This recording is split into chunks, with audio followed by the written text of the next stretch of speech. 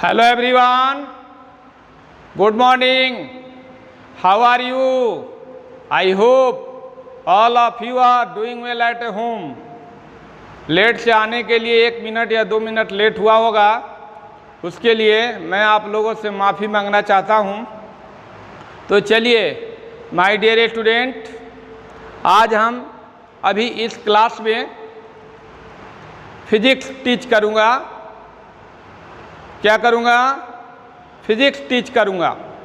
तो आज जो है आप लोगों की बहुत दिनों से मांग थी कि हम लोगों को करंट लगाइए सर, करंट लगाइए, करंट लगाइए।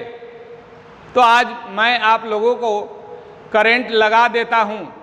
आज मैं आप लोगों को करंट लगा देता ही हूँ। तो चलिए आज हम शुरू करेंगे। क्या शुरू करेंगे? Current electricity. करंट इलेक्ट्रिसिटी खंड है करंट,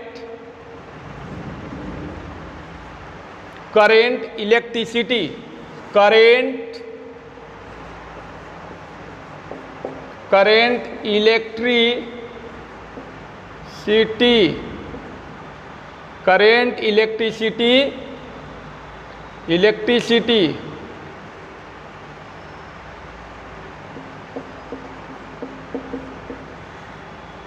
आज जो है शुरू हो गया करंट इलेक्ट्रिसिटी, ये खंड हो गया। और इस खंड में फर्स्ट चैप्टर है, यानी इलेक्ट्रिक करंट के, इलेक्ट्रिक करंट के, ये इलेक्ट्रिक करंट आएगा। इसमें चैप्टर का नाम हो गया chapter electric current, electric current and Kirchhoff's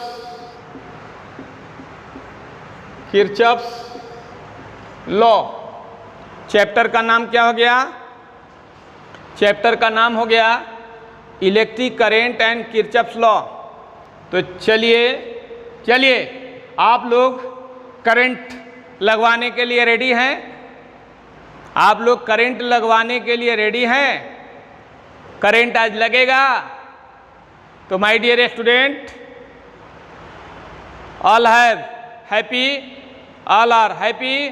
तो चलिए ready to current, ready to current. तो आप लोगों को बताया गया था इलेक्ट्रोस्टैटिक्स में कि जो चार्ज होता है, जब रेस्ट में होता है, जब चार्ज क्या होता है? रेस्ट में होता है, तो उसे इलेक्ट्रोस्टैटिक्स में स्टडी किया जाता है। इलेक्ट्रोस्टैटिक्स में क्या होता है? चार्ज। इलेक्ट्रोस्टैटिक्स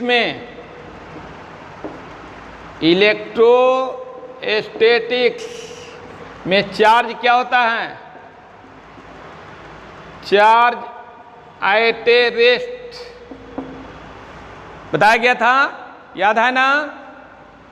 इलेक्ट्रोस्टैटिक्स में चार्ज एट ए रेस्ट, लेकिन इलेक्ट्रिक करंट में या करंट इलेक्ट्रिसिटी में, करंट इलेक्ट्रिसिटी में, करंट इलेक्ट्रिसिटी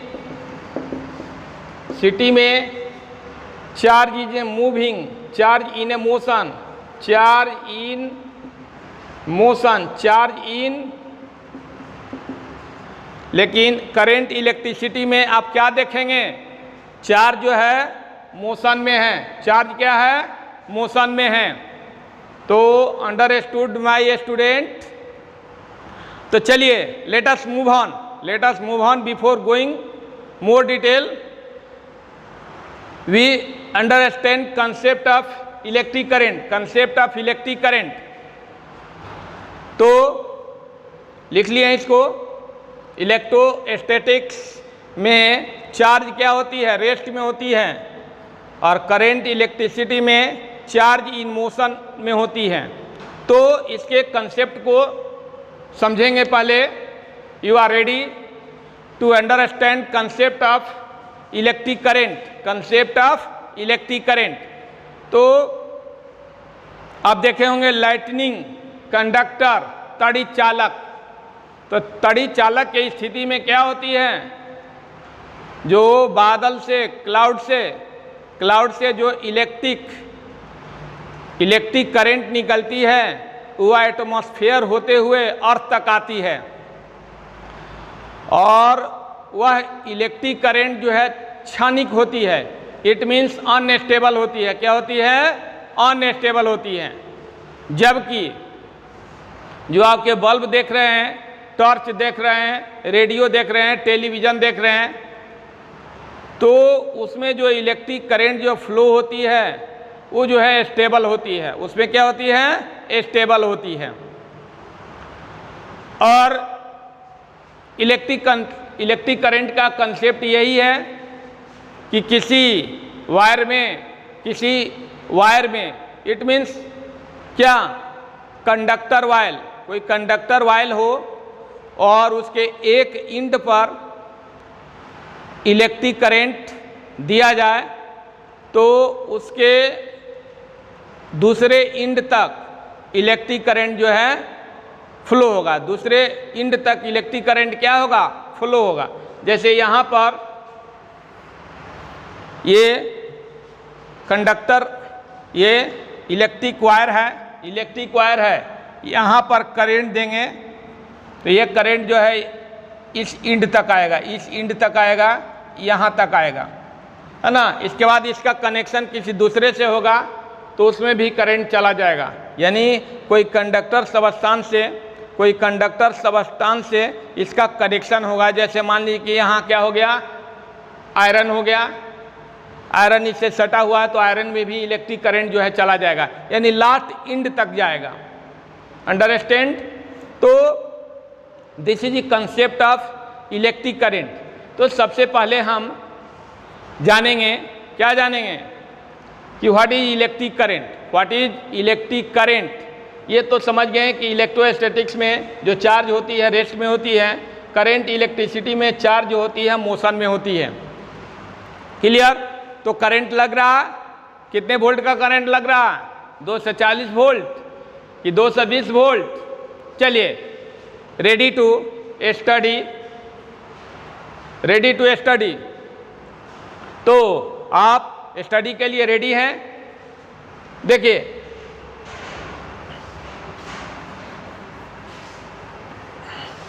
बहुत पहले से आप इन सभी डिफिनीशन को पढ़ते आ रहे हैं। What is electric current? What is electric current? What is electric current? ये होगा electric current, the rate of flow of electric charge through any cross section of a conductor is called a electric current. मैंने क्या बताया कि कोई भी conductor है, उसके किसी भी क्रॉस सेक्शन में इलेक्ट्रिक चार्ज प्रवाहित होने की रेट को क्या कहते हैं? इलेक्ट्रिक करंट कहते हैं। तो मैंने again I repeat, the rate of flow of electric charge through any cross section of conductor is called a electric current. समझ गए? तो इन सभी बातों को समझते होंगे। तो ये जो है क्या हो गया, the rate of flow of electric charge through any cross section of a conductor is called electric current. तो माय डियर स्टूडेंट, कोई भी कंडक्टर है, उसके किसी भी क्रॉस सेक्शन से होते हुए इलेक्ट्रिक चार्ज के फ्लो होने की दर को, फ्लो होने के रेट को क्या कहते हैं? इलेक्ट्रिक करंट कहते हैं। तो क्या लिखा हुआ है, समझ रहे हैं ना? The rate of flow of electric charge through any cross section of a conductor is called a electric current. यानी आपके बॉडी के किसी अंग से इलेक्ट्रिक करंट यदि सटता है, जैसे मान लीजिए कि किसी इलेक्ट्रिक वायर में क्या हो रही है, इलेक्ट्रिक वायर में इलेक्ट्रिक करंट प्रवाहित हो रही है, और उस इलेक्ट्रिक वायर को यदि आप टच करते हैं तो इलेक्ट्रिक वायर से इलेक्ट्रिक करंट निकलकर आपके बॉडी में चला जाएगा। आपके बॉडी को कोई टच करता है तो उसमें इलेक्ट्रिक करंट चला जाएगा, और जो आपको पकड़ा है, जो आपके बॉडी को टच कर रहा है, उसके बॉडी को कोई टच करेगा तो उसमें भी इलेक्ट्रिक करंट जो है चला जाएगा। तो इस तरह से इलेक्ट्रिक करंट जो है फ्लो करता है। तो इलेक्ट्रिक करंट फ्लो करता है, यानी इलेक्ट्रिक करंट में चार्ज फ्लो करता है। क्या करता है? चार्ज फ्लो करता है। क्लियर? और चलिए, इलेक्ट्रिक करंट का ये डिफिनीशन हुआ। इलेक्ट्रिक करंट समझ गए होंगे कि इलेक्ट्रिक करंट में क्या होता है? चार्ज फ्लो करता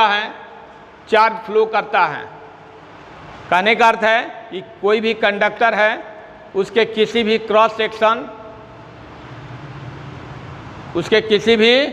सेक्शन से होते हुए चार्ज के फ्लो होने का जो रेट है, चार्ज के फ्लो होने का रेट है, उसे क्या कहते हैं? इलेक्ट्रिक करंट कहते हैं। यदि हिंदी मीडियम वाले स्टूडेंट होंगे तो भी इस बात को लिख सकते हैं। क्या लिखेंगे डिफिनीशन में? किसी कंडक्टर के किसी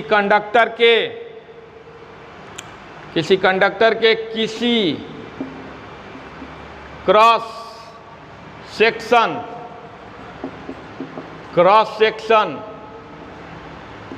अनुप्रस्थ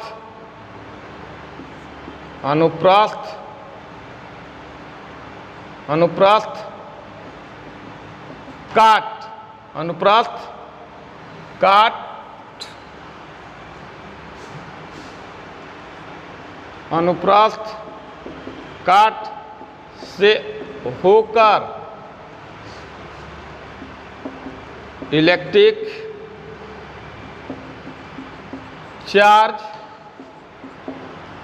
होकर इलेक्ट्रिक चार्ज के प्रवाहित होने के दर को इलेक्ट्रिक करंट कहते हैं। इलेक्ट्रिक करंट कहते हैं। तो my dear student, try to understand this point, try to understand this point. Clear? तो क्या हो गया कि किसी कंडक्टर के किसी क्रॉस सेक्शन मीन्स क्या होता है? अनुप्रस्थ काट से होकर इलेक्ट्रिक चार्ज के प्रवाहित होने के दर को इलेक्ट्रिक करंट कहते हैं। मान लीजिए कि कोई क्या है? इलेक्ट्रिक कंडक्टर है। ये इलेक्ट्रिक कंडक्टर है। तो इलेक्ट्रिक कंडक्टर है, तो इस क्रॉस सेक्शन, ये क्रॉस सेक्शन हो गया, ये क्रॉस सेक्शन हो गया। ये कोई भी क्रॉस सेक्शन ले लेंगे और उस क्रॉस सेक्शन से इलेक्ट्रिक चार्ज के फ्लो होने के रेट को, इलेक्ट्रिक चार्ज के फ्लो होने के रेट को क्या कहेंगे? क्या कहेंगे? इलेक्ट्रिक करंट कहेंगे, इलेक्ट्रिक करंट कहेंगे। तो इलेक्ट्रिक चार्ज के फ्लो होने के रेट को क्या कहा जाता है? इलेक्ट्रिक करंट कहा जाता है। ठीक है, all right, all best, all distinctions. आपको माय डियर स्टूडेंट डिस्टिंक्शन लानी है। क्या लानी है? डिस्टिंक्शन। तो आपको डिस्टिंक्शन लानी है, इसलिए डोंट वरी, घबराने की आवश्यकता नहीं है, घबराने की आवश्यकता नहीं है। तो चलिए आगे बढ़ते हैं। Late us move on, late us move on, late us proceed.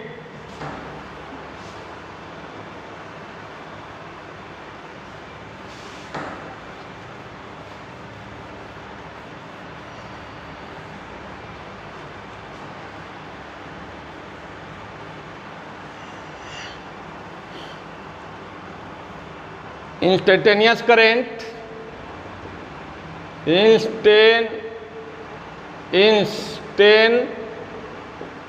Instantaneous current, क्षणिक धारा। क्या? तत्कालीन धारा या तात्क्षणिक धारा? तात्क्षणिक धारा। ये तात्क्षणिक धारा क्या होती है? इंस्टेंटेनियस करंट क्या होती है? तो कंडक्टर के किसी क्रॉस सेक्शन से, है ना, कोई धारा अल्प समय तक, माने बहुत कम समय तक प्रवाहित होती है, बहुत कम समय तक प्रवाहित होती है, तो उसे इंस्टेंटेनियस करंट कहा जाता है। समझ गए हैं? कोई भी कंडक्टर है, उसके अभी दिखाया गया कि क्रॉस सेक्शन, मान लीजिए कि ये कंडक्टर का ये क्रॉस सेक्शन है, और इस क्रॉस सेक्शन से अल्प समय तक यदि धारा प्रवाहित होती है, अल्प समय तक इलेक्ट्रिक करंट प्रवाहित होती है, अल्प समय तक क्या होती है? इलेक्ट्रिक करंट प्रवाहित होती है, तो उसे इंस्टेंटेनियस करंट कहा जाता है। क्लियर? यानी कंडक्टर के किसी क्रॉस सेक्शन से, यानी छोटे से पार्ट से, ये छोटा पार्ट है, कोई भी क्रॉस सेक्शन ले सकते हैं, कोई भी छोटा पार्ट ले सकते हैं, इलेक्ट्रिक कंडक्टर के कोई भी छोटा पार्ट ले सकते हैं। उस छोटे पार्ट से इलेक्ट्रिक करंट जो है, इलेक्ट्रिक करंट है ना, बहुत अल्प समय तक, मैंने माइन्यूट टाइम तक क्या होती है? फ्लो करता है, तो उसे क्या कहेंगे? इंस्टेंटेनियस करंट कहते हैं। तो my dear student, understood this point? Getting my point और नॉट? चलिए let us proceed. In instantaneous current I equal to limit delta T tends to 0 delta Q by delta T. It means I equal to limit delta t tends to 0 delta q by delta t। Delta t equal to क्या होता है? dq by dt, dq by dt, dq by dt, dq by dt। This is the rate of change, this is the rate of flow of charge है, this is the rate of flow of charge है। ये है this is the rate of flow of charge, this is rate of flow of charge है।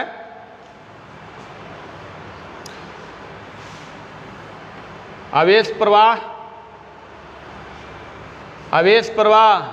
के परिवर्तन के दर, आवेश प्रवाह के परिवर्तन की दर, आवेश प्रवाह के परिवर्तन के दर, यही हो गया। ये मैथमेटिकली डिफिनीशन हुआ। D q by d T क्या इंडिकेट करा?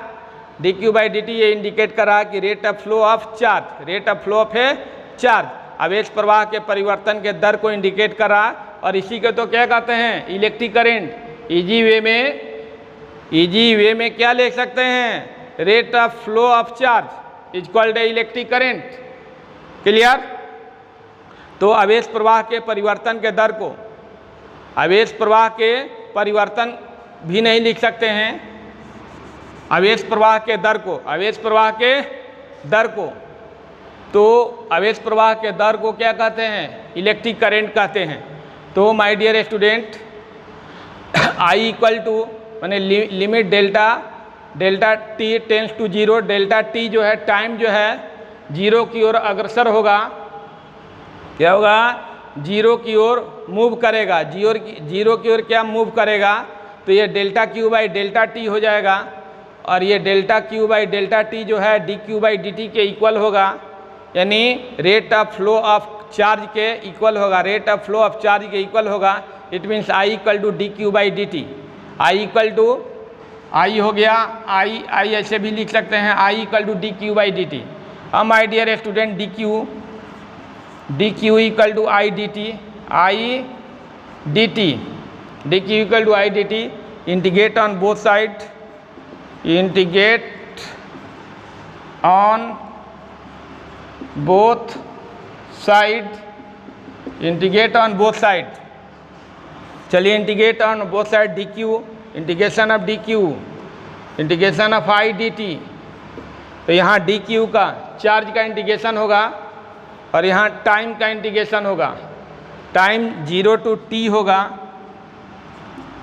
तो चार्ज जो है जीरो टू क्या हो जाएगा? Q, 0 to Q. देखिए ठीक लगता, करंट लग रहा ना, बॉडी में करंट लग रहा। चलिए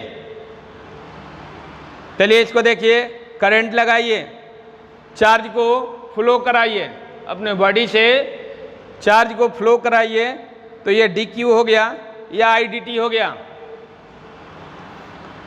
तो ये टाइम कहाँ से कहाँ तक जाए? 0 से टी तक जाएगा। तो चार्ज कहाँ से जाएगा? 0 से क्यू तक जाएगा। ये अपर लिमिट है, ये लोअर लिमिट है। ये क्यू जो है अपर लिमिट है, ये लोअर लिमिट है।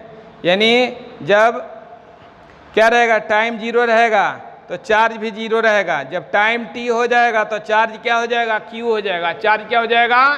क्यू हो जाएगा। किसी भी बॉडी में अभी करंट जो है नहीं गया है, तो उस समय टाइम उसका 0 है, तो करंट भी उसमें क्या होगा? चार्ज भी 0 होगा।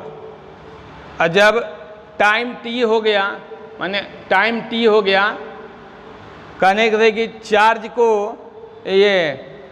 को दिए हुए कुछ समय हो गया, तो वही टाइम टी हो गया। टाइम टी हो गया, ये माने ये फाइनल टाइम है। जब फाइनल टाइम हो गया तो देखा गया कि चार्ज क्यू हो गया। चार्ज क्या हो गया? क्यू। तो ये इंटीग्रेशन करेंगे इसका। चलिए बताइए डी क्यू का इंटीग्रेशन क्यू, डी क्यू का इंटीग्रेशन क्यू। ये लोअर लिमिट है 0, अपर लिमिट है क्यू। यहाँ इंटीग्रेशन किसका होगा? डी टी का। डी के साथ जो रहेगा उसी का इंटीग्रेशन होगा, डी के साथ जो रहेगा उसी का इंटीग्रेशन होगा। तो आई बाहर हो जाएगा, और डी टी का इंटीग्रेशन क्या होगा? टी। ये 0 से टी रख दीजिए, क्यू के जगह क्यू माइनस क्यू के जगह 0। चलिए आई रखिए, और ये टी के जगह टी, फिर टी के जगह 0 minus 0। Upper limit minus lower limit. Upper limit में से लोअर लिमिट क्या होता है? माइनस होता है। क्लियर? तो ये q minus 0 equal to Q I, t minus 0 equal to T I T, Q equal to I T. Therefore I equal to Q by T, यानी करेंट इक्वल टू हो गया electric current equal to charge by time. ये electric current है, this is electric current. Charge by time, charge by time, charge upon time, ये पहले से जानते हैं। SI unit of charge coulomb,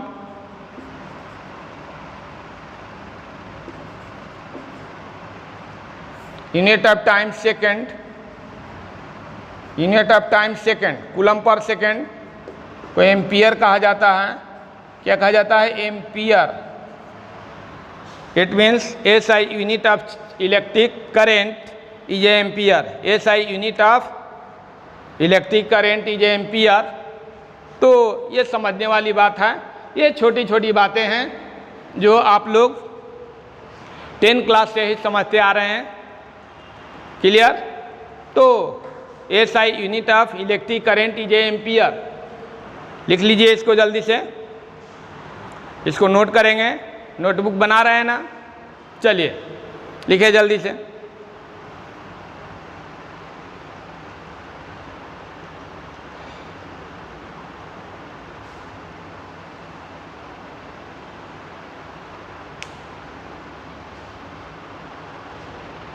लिख लिए?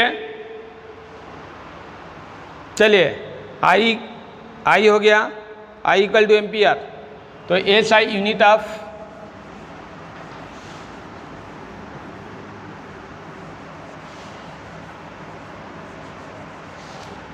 SI unit of electric current is ampere.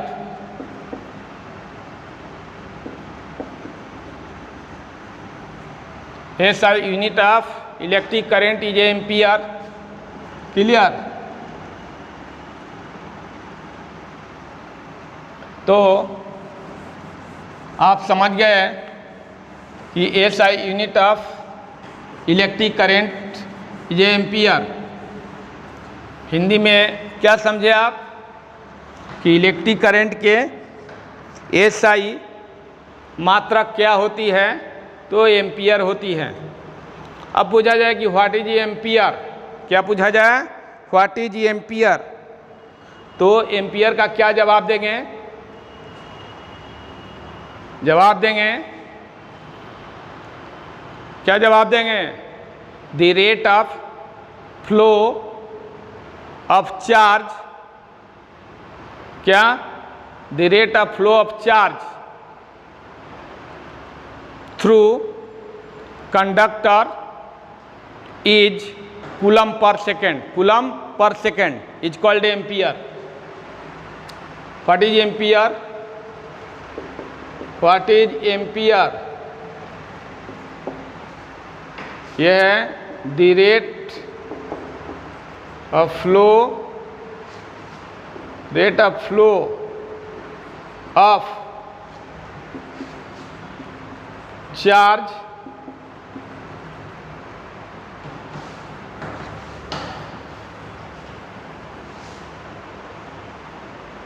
rate of flow of charge and electric circuit,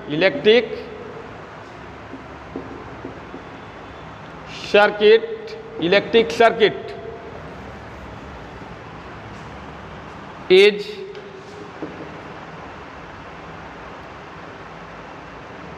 coulomb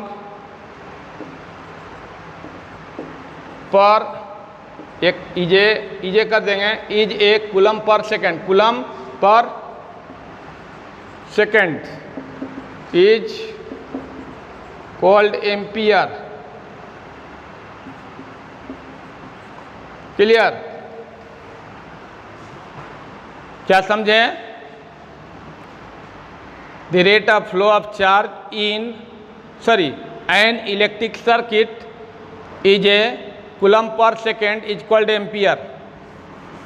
कोई electric circuit है और उस इलेक्ट्रिक सर्किट से प्रति सेकेंड माने पर सेकेंड एक कूलम आवेश प्रवाह के दर को, आवेश प्रवाह के दर को क्या कहा जाता है? एम्पियर। सपोज दैट कोई भी इलेक्ट्रिक सर्किट है, आपके घर में इलेक्ट्रिक सर्किट जो है लगा होगा, और उस इलेक्ट्रिक सर्किट का अर्थ होता है क्लोज। क्लोज क्लोज क्लोज चारों तरफ से रहेगा। This is electric circuit, this is electric circuit, ये इलेक्ट्रिक सर्किट हो गया। इलेक्ट्रिक सर्किट क्लोज रहेगा, क्या रहेगा? क्लोज रहेगा, तो उसको इलेक्ट्रिक सर्किट कहेंगे। क्लियर? तो वही बात यहाँ हो रही है कि कोई भी इलेक्ट्रिक सर्किट है और उस इलेक्ट्रिक सर्किट से प्रति सेकेंड 1 कूलम्ब आवेश के प्रवाह को, आवेश के प्रवाह के दर को, आवेश के प्रवाह के दर को एम्पियर कहा जाता है। तो यह है किसी विद्युतीय परिपथ से होकर, किसी विद्युतीय परिपथ से होकर प्रति सेकेंड 1 कूलम्ब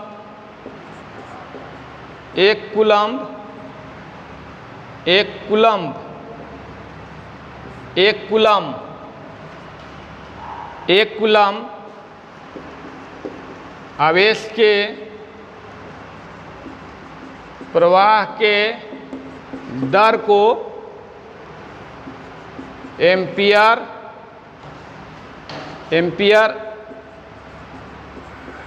कहते हैं। समझ गए? हैप्पी? तो ये सब बहुत छोटी छोटी बातें हैं और आप समझ भी रहे होंगे। I hope all of you are understanding clearly. और इसके मैं कंसेप्ट भी बताया, इलेक्ट्रिक करंट के कंसेप्ट। तो ये सभी बातों को ध्यान में रखने की ज़रूरत है। तो माय डियर स्टूडेंट, अपने कंसेप्ट को यदि बढ़ानी है तो आप जानते हैं कंसेप्ट को बढ़ाने के लिए क्या उपाय करनी होगी।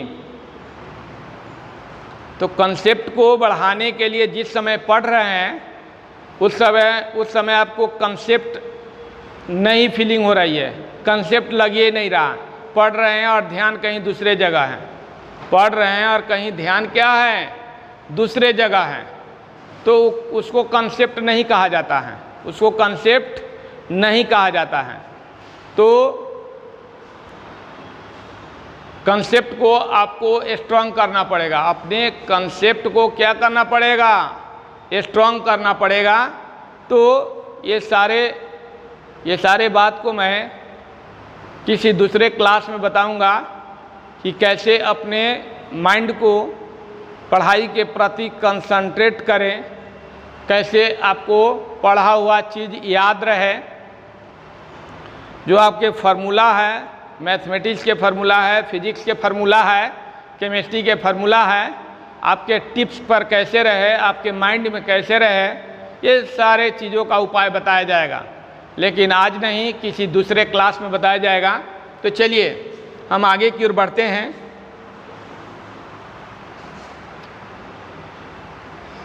तो आप समझ गए 1 एम्पियर किसको कहा जाता है? मैंने एम्पियर किसको कहा जाता है? इज कॉल्ड एम्पियर भी लिख सकते हैं, इज कॉल्ड एम्पियर या एम्पियर। क्लियर? तो ये ऐसा यूनिट हो गया। स्मॉलर यूनिट भी होती है इसकी, इलेक्ट्रिक करंट के क्या होती है? स्मॉलर यूनिट भी। The smaller unit of electric current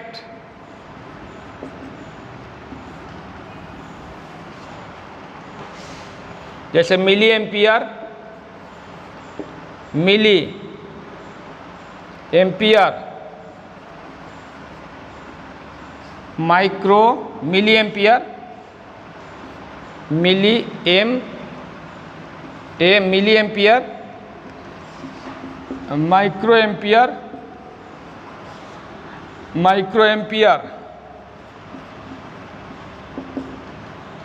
milli ampere, micro ampere, इसको माइक्रो एम्पियर कहेंगे। Nano ampere, nano ampere, nano ampere, pico ampere, pico ampere, pico ampere, pico ampere, ये सब जो है smaller unit of electric current होती है। समझ गए? छोटा छोटा यूनिट इलेक्ट्रिक करंट के होती है। माइक्रो एम्पियर, ये sorry milli ampere, micro ampere, nano ampere, pico ampere, ये छोटे छोटे सब यूनिट होती हैं जो आप लोगों को इलेक्ट्रोस्टैटिक्स से ही बताया जा रहा है कि चार्ज के जो यूनिट होती है, चार्ज के जो यूनिट होती है क्या होती है? Milli coulomb, micro coulomb, nano coulomb, pico coulomb, ये सब बताया गया था।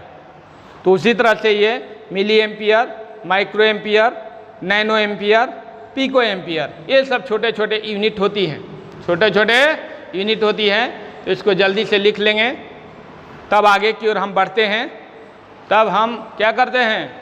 Late us proceed, write down this matter.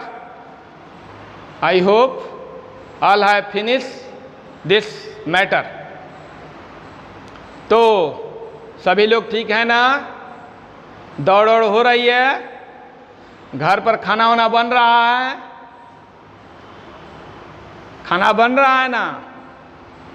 सभी लोग खा रहे हैं ना? खाना खा रहे होंगे आराम से। और उसी तरह से जिस तरह से खाना खा रहे हैं उसी तरह से घर पर पढ़ाई भी करिए, ठीक है? चलिए आगे की ओर बढ़ते हैं।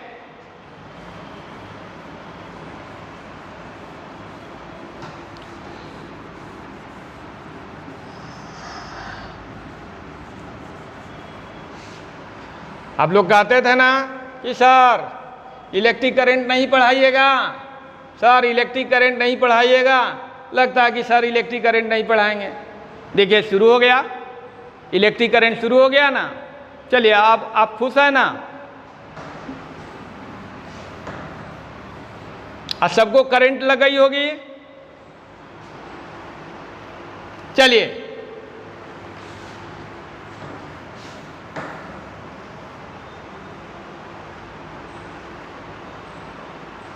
तो ये बात समझ गए। जैसे मान लीजिए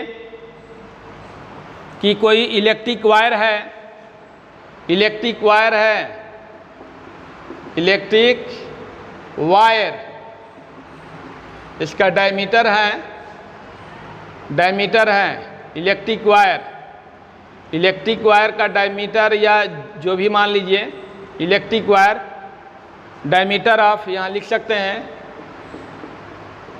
diameter of electric wire is 1 millimetre. Diameter electric wire के क्या है? डायमीटर जो है 1 मिलीमीटर है। और इसे 90 कूलम का चार्ज फ्लो कर रहा है। चार्ज कितना है? चार्ज 90 कूलम का फ्लो कर रहा है। ये चार्ज कितने समय तक फ्लो किया? 1 आवर 15 मिनट्स। ठीक है? कोई इलेक्ट्रिक वायर है जिसका डायमीटर है 1 मिलीमीटर और उसे चार्ज जो है 90 कूलम का फ्लो कर रहा है।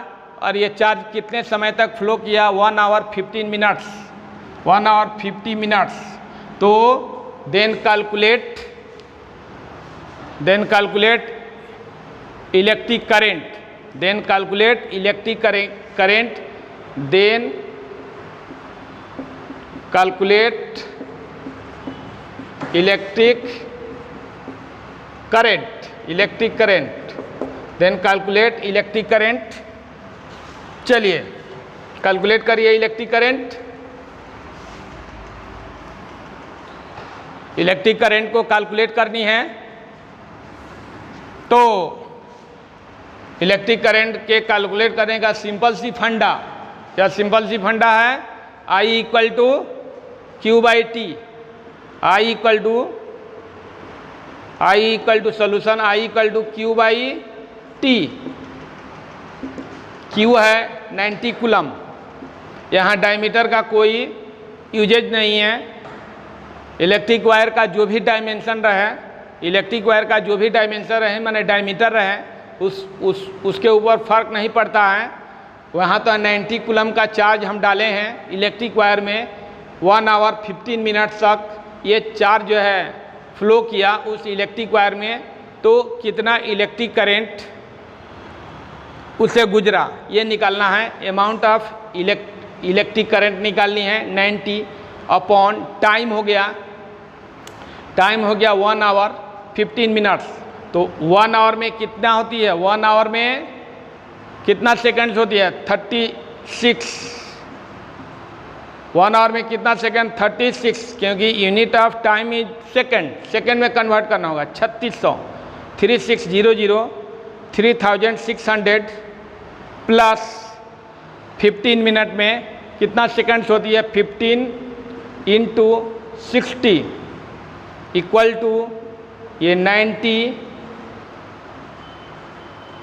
3600 प्लस ये 15 6 जा 90 900, ये हो गया 9 प्लस ऐड कर देंगे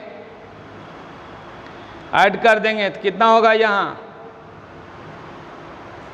ये 4500, ये 3600 प्लस 900, ठीक है 4500।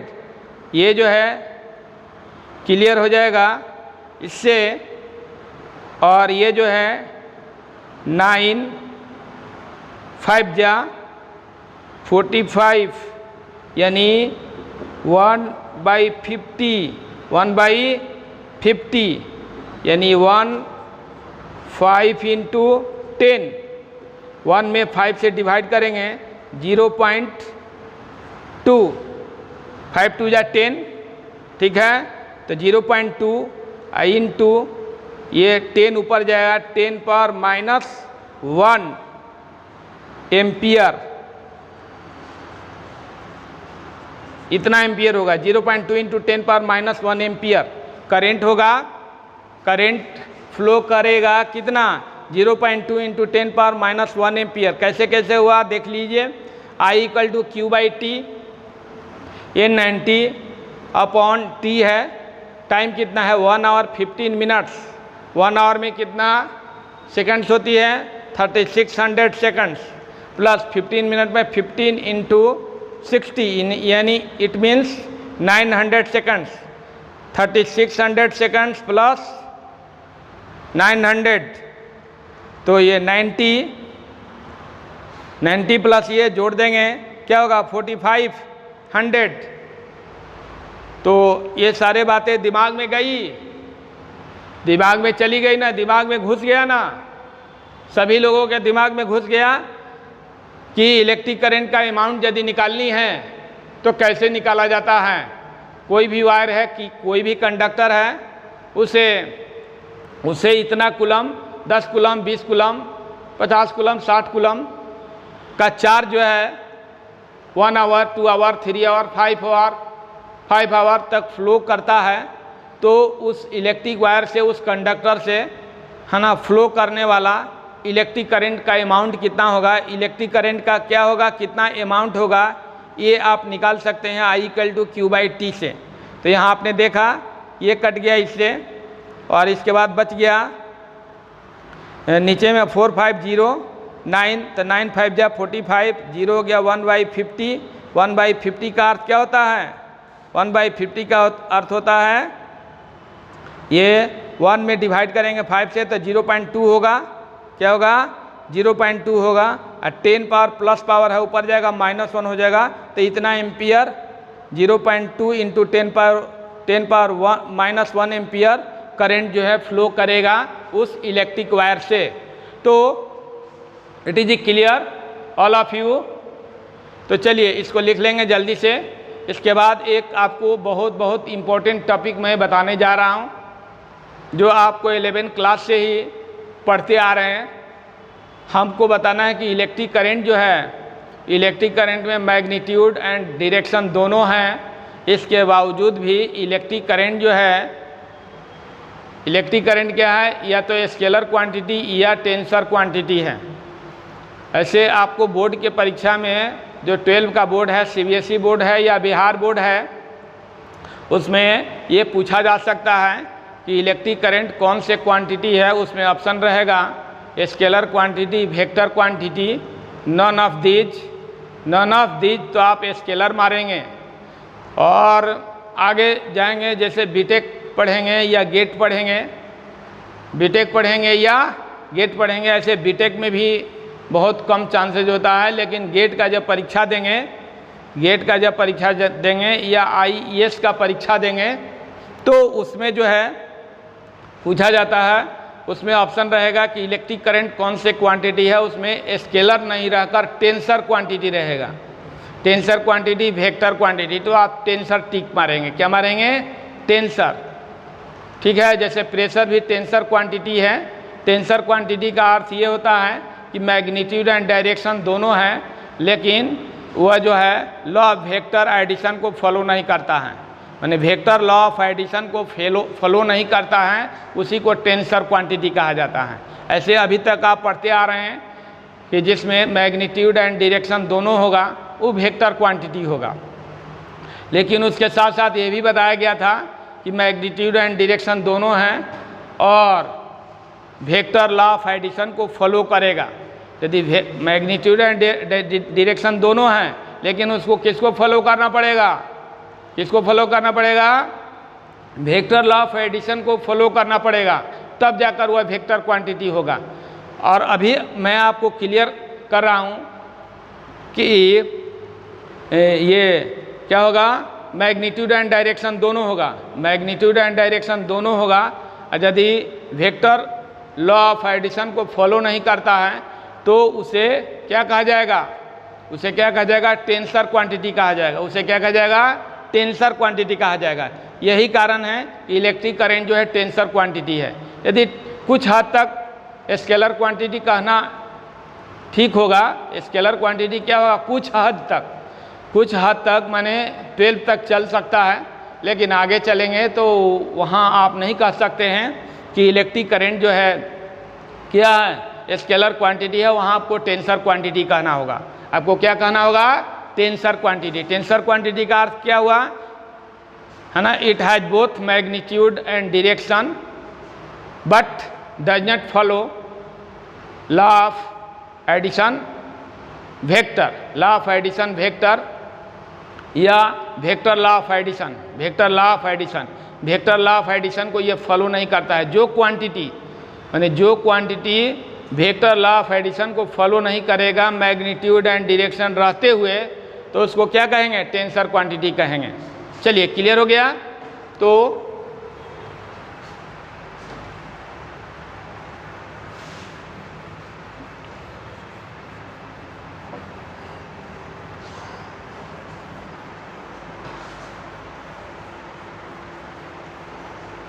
Electric current, electric current is a tensor. कुछ हद तक ये घबराएंगे नहीं।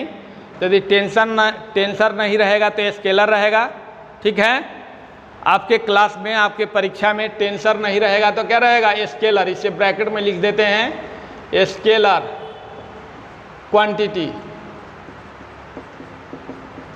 ठीक है, हो सकता है कि आपके परीक्षा में दिया रहे कि इलेक्ट्रिक करंट ऑप्शन में दिया रहे स्केलर क्वांटिटी, वेक्टर क्वांटिटी, वहाँ टेंसर क्वांटिटी नहीं दिया रहा है तो आप स्केलर क्वांटिटी मारेंगे। और यदि स्केलर क्वांटिटी नहीं देकर टेंसर क्वांटिटी और वेक्टर क्वांटिटी रहे तो आप जो है टेंसर क्वांटिटी मारेंगे। क्लियर? तो मुझे उम्मीद है या कभी भी ऐसा नहीं हुआ कि इलेक्ट्रिक करंट 12 के बोर्ड में 12 के, चाहे बिहार बोर्ड हो या CBSE बोर्ड हो या कोई भी बोर्ड हो, किसी भी स्टेट का बोर्ड हो, उसमें इलेक्ट्रिक करंट के बारे में टेंसर क्वांटिटी पूछा गया हो, हमेशा पूछा गया है इलेक्ट्रिक करंट स्केलर क्वांटिटी है या वेक्टर क्वांटिटी, तो स्केलर क्वांटिटी लोग कहते हैं। ठीक है, स्केलर क्वांटिटी कुछ हद तक कहना सही होगा, मैं बहुत बार बताया कुछ हद तक, लेकिन मेन रूप से इलेक्ट्रिक करंट जो है टेंसर क्वांटिटी होती है। 3 ही क्वांटिटी होती है, वेक्टर क्वांटिटी, स्केलर क्वांटिटी और टेंसर क्वांटिटी। तो टेंसर क्वांटिटी का डिफिनीशन क्या बता सकते हैं?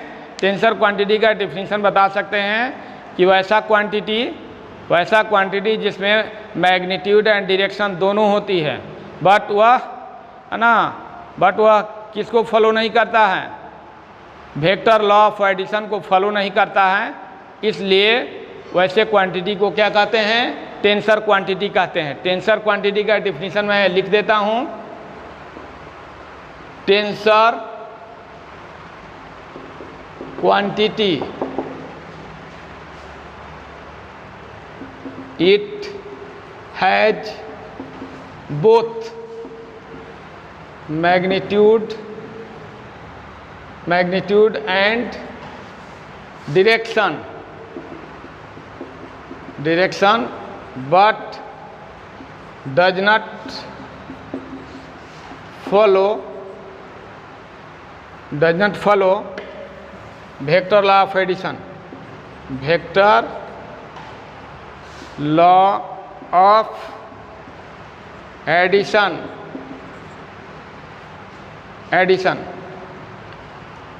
क्या होती है स्केलर क्वांटिटी में? टेंसर क्वांटिटी में क्या होती है? मैग्नीट्यूड एंड डायरेक्शन दोनों हैं, लेकिन ये वेक्टर लॉ ऑफ एडिशन को फॉलो नहीं करता है। क्लियर? इसी को क्या कहेंगे? टेंसर क्वांटिटी कहेंगे। हिंदी भी समझ गए होंगे।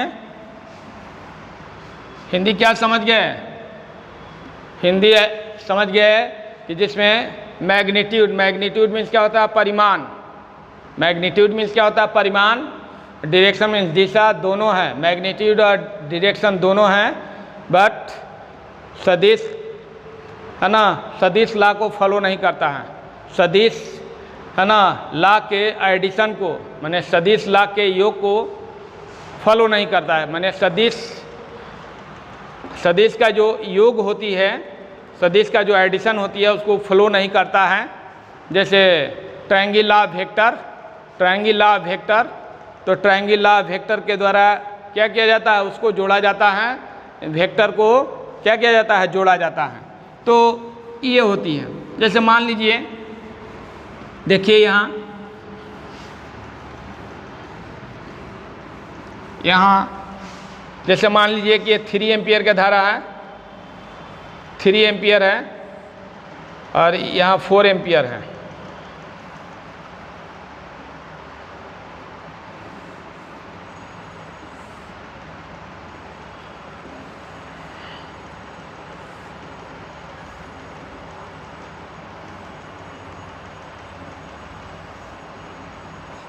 थ्री एम्पियर,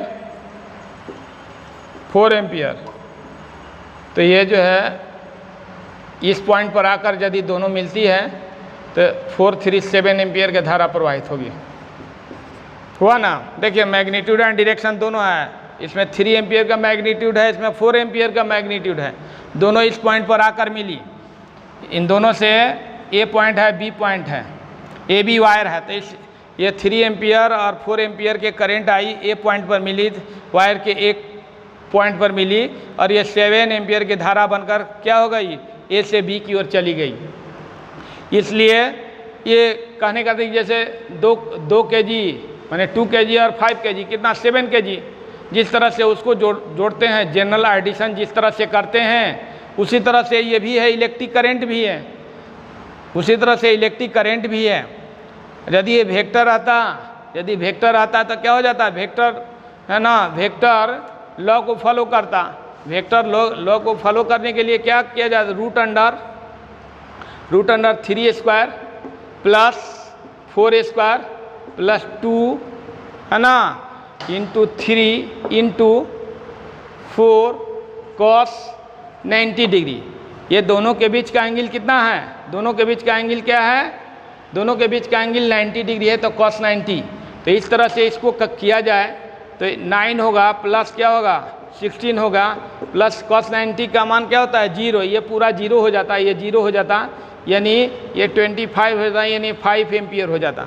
लेकिन ऐसा इतना नहीं होगा, ये नहीं होगा, क्योंकि ये कभी भी नहीं होगा, क्योंकि ये क्या है वेक्टर क्वांटिटी नहीं है, ये क्या है टेंसर क्वांटिटी है, ये क्या है टेंसर क्वांटिटी है।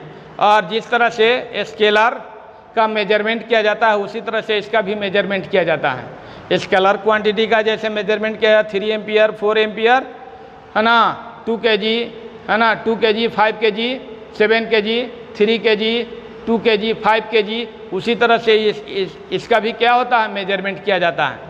इलेक्ट्रिक करंट का भी मेजरमेंट किया जाता है। तो देखिए ये 7 एम्पियर के करंट फ्लो हो रही है, इसीलिए यह क्या है, इसीलिए क्या है टेंसर क्वांटिटी, ये वेक्टर क्वांटिटी नहीं है।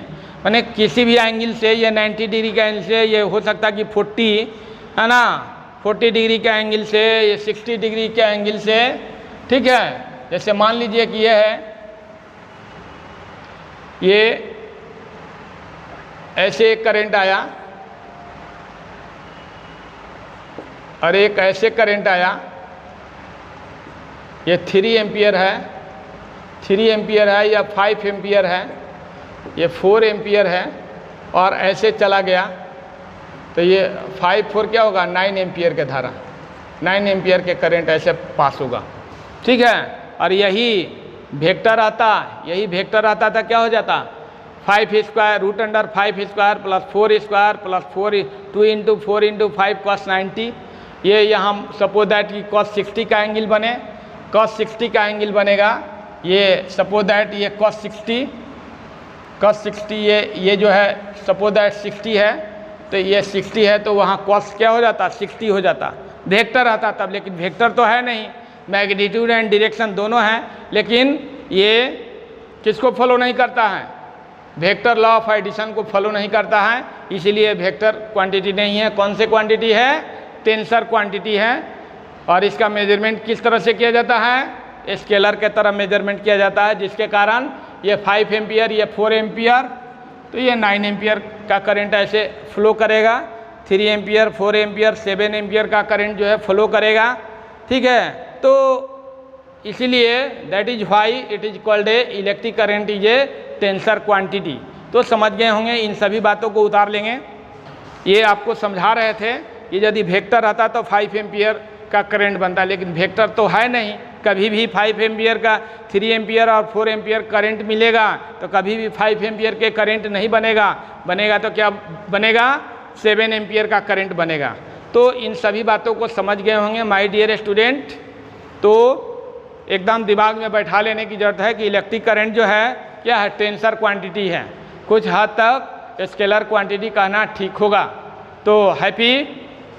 तो आज माय डियर स्टूडेंट फिजिक्स में इतना ही।